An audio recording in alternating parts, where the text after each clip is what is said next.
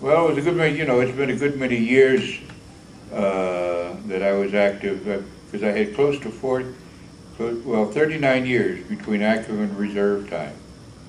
And during that time, I've been aboard many ships, especially as a reservist.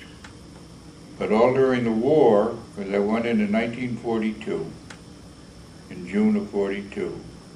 I went through boots in Norfolk before, at that particular time, some of the other boot camps were not finished yet, and Norfolk was one of the main boot camps that the Navy had. There were, at that particular time, there were basically four. There was Norfolk, there was Newport, Rhode Island, the Great Lakes, and San Diego. And then after that, they seemed to spring up all over. Anyway, I was through that, and then they sent me down to Aviation Metalsmith School in Jacksonville, Florida. And that was at a 6 months, about a little over a 6 months training period in aviation metalsmith, welding, sheet metal, how to drive rivets, this, that, and all the other stuff that went with it. And I had always been basically mechanically inclined, so it just fit in very nicely. And we crammed for that. When I finished that, I came out there a third-class petty officer. And most of us were expecting and hoping you would be shipped to the West Coast and then out into the Pacific where the action was. But they turned around and they shipped quite a few of us back to Norfolk to the air station, which was what they call A&R, assembly and repair.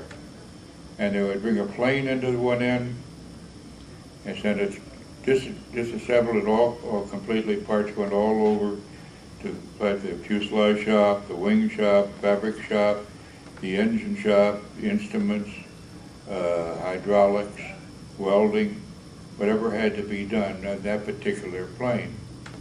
Then it came back onto an assembly line, reassembled, and sent back to the fleet. And what is really amazing about this is the fact that maybe today on the assembly line might be an F-6. The one behind it might be an SP-2C, which is a dive bomber, or TBM, which was a torpedo plane. And this was with all the different type of planes we had, and it would come through that like that. And it was really amazing. But the only thing was, you couldn't get transferred out of there. You put in kits to get transferred. And I said earlier today that I took one down to my chief, and he looked at me and he said red, and I was a redhead. And he said, "You do this one more time, I'm going to throw your butt in the brig." And I said, "Yes, Chief." I did, though, but I didn't end up the brig. But when I first went into Norfolk, it was sailors and dogs, keep off the lawn, and most anything. But as long as you were stationed there, you got to know Norfolk and where to go and where to enjoy liberty.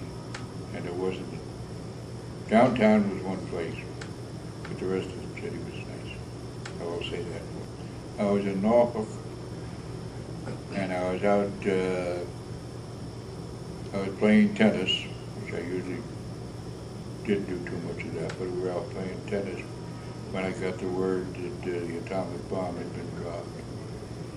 And I know that a whole bunch of us just went almost wild and were able to go in, run in, put on our uniforms and head for the beach. And since I was in Norfolk, that was an experience.